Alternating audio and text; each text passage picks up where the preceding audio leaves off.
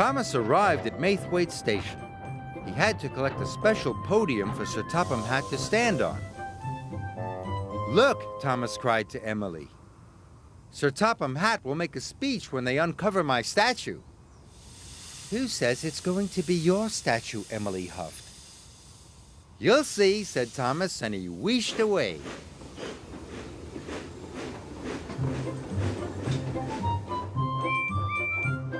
Percy arrived as Thomas's trucks were being unloaded. Thomas started to talk to Percy about his statue again. "Please stop talking about the statue," peeped Percy. Thomas was surprised. "No one wants to hear about it anymore. No one wants to talk to you anymore," Percy added crossly. "And neither do I." Thomas was left all alone. No one was talking to him. Thomas felt very sad. Thomas steamed toward Tidmouth Sheds. It had started to snow heavily, but Thomas kept going as fast as he could. He had to try to put things right with his friends. But when he arrived at Tidmouth, Sir Topham Hatt was there. He looked worried. "The tracks to Peel Station are blocked. None of you will be able to get to the ceremony," he said sternly. "I'll clear the tracks," tooted Thomas. "I don't want any of you to miss the party."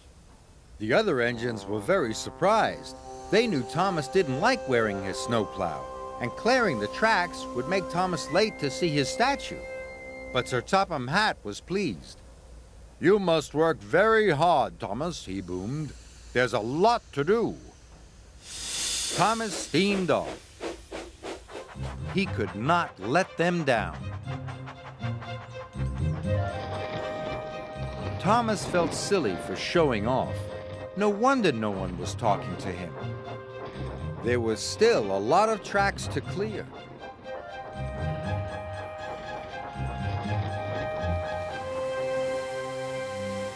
Thanks to Thomas, everyone was able to get to Peel Station.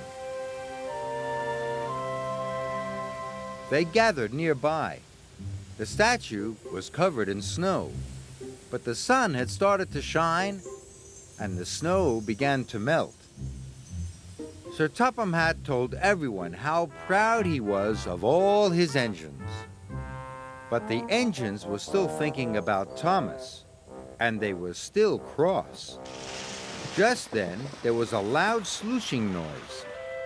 A big patch of snow slid off the statue. Then another.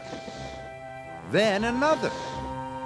The last of the snow fell to the ground.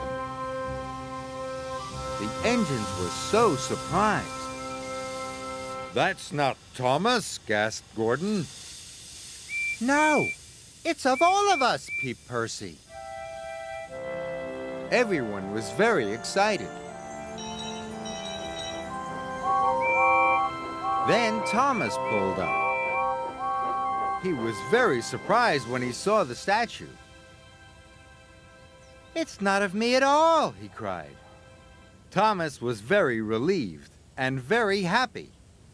"I'm very sorry that I made you all so cross," he puffed. "I think this statue of us all is the best statue that could ever be." And all the engines agreed.